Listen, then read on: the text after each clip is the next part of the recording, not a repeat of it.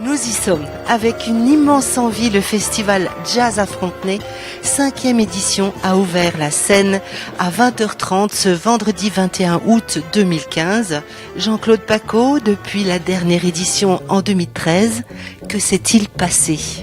Le festival de Frontenay, le Frontenay Jazz, a un peu changé de main au niveau de la gestion, au niveau de l'organisation, puisqu'on est passé de la gestion par une petite association de village qui s'appelle le comité d'animation de Frontenay, à une nouvelle association qu'on a créée ad hoc pour s'occuper du festival, s'appelle Jura Jazz Haute-Seille.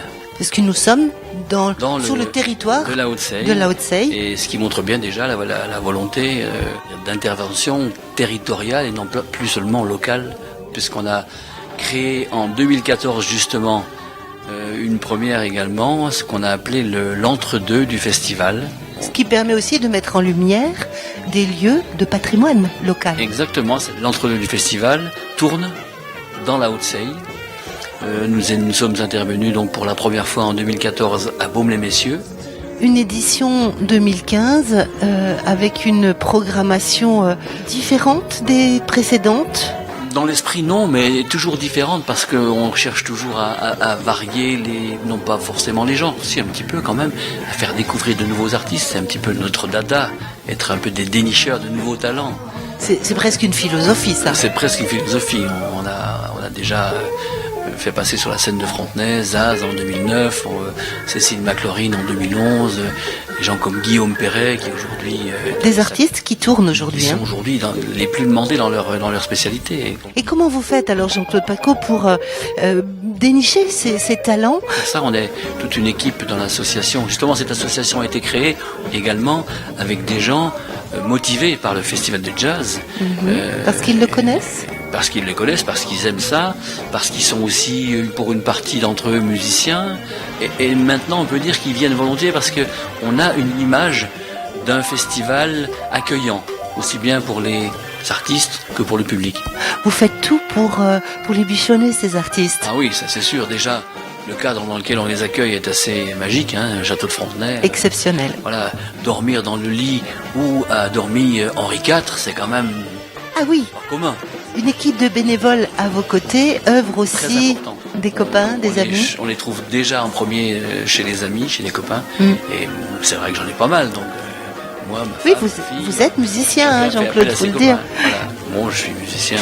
Oui, je suis un musicien. Mais c'est un milieu important que vous connaissez bien.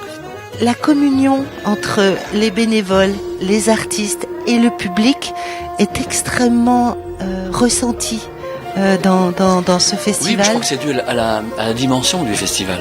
C'est ce qui fait qu'effectivement il y a une proximité, le lieu est petit, entre les artistes, entre les bénévoles, entre tout le monde se retrouve. Il y a une grande proximité. Donc oui, les pizzas dans le four à pain, elles sont faites avec des produits bio, locaux, maison. Des tomates du jardin de Frontenay, c'est formidable. Ah là, c'est même plus maison, c'est château, quoi. C'est Frontenay.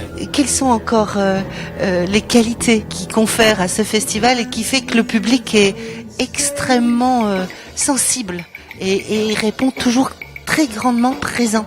Je crois que c'est parce qu'on fait justement l'effort de, quel que soit le groupe qu'on fait monter sur la scène, de fournir un spectacle de qualité.